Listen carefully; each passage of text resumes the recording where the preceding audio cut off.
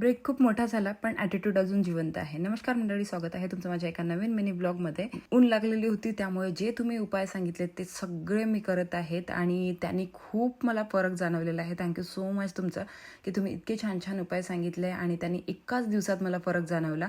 डॉक्टरचे मी 2 दिवस ट्रीटमेंट घेतली पण त्यांनी मला काहीच वाटलं नाही. पण घरगुती उपायांनी लूज मोशनमध्ये मला खूप फरक जाणवला. इथे पावसाचं वातावरण झालेलं होतं, आम्ही बाहेर निघालो तर खूप छान ढगाळ वातावरण झालेलं होतं. इतकं सुंदर वाटत होतं बघायला सगळं आणि मुलं इथे मस्ती करत होते. तोपर्यंत कालचे जे 2 गोळे उरलेले होते बिट्ट्यांचे त्याच्या बिट्ट्या बनवून घेतल्या आणि आजच्यानी हा गोळा संपलेला आहे. आज बिट्ट्या बनवल्या आणि मस्त मसाला वांग्याची भाजी बनवलेली आहे आज. तर खूप जणांनी बिट्ट्यांची रेसिपी मागितलेली आहे आणि आपण विदर्भातले लोक आहोत. विदर्भातले लोक विदर्भ स्पेशल बिट्ट्यांची रेसिपी शेअर करणार नाही असं होणारच नाही. म्हणून विचार केला चला तुमच्यासोबत बिट्ट्यांची रेसिपी एक दिवस शेअर करूनच देईल मी. तर इथे आम्ही जेवण घेतलेलं आहे, जेवण रेडी आहे. आता जेवण करून घेऊ.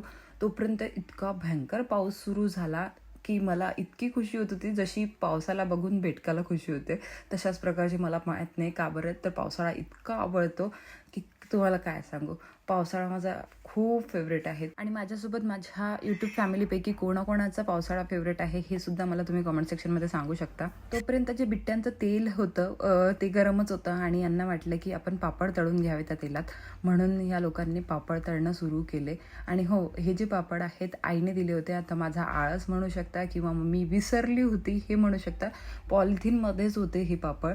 जेव्हापासून आईने दिलेले होते तेव्हापासून. आता मला तर इतकं इंटरेस्ट नाही आहे खाण्यामध्ये म्हणून मी इतकं तळत नाही काही वगैरे. छान पावसाचा आनंद घेताना मस्त यांनी पापड एन्जॉय केले आणि इतकं छान वाटत होतं वातावरण.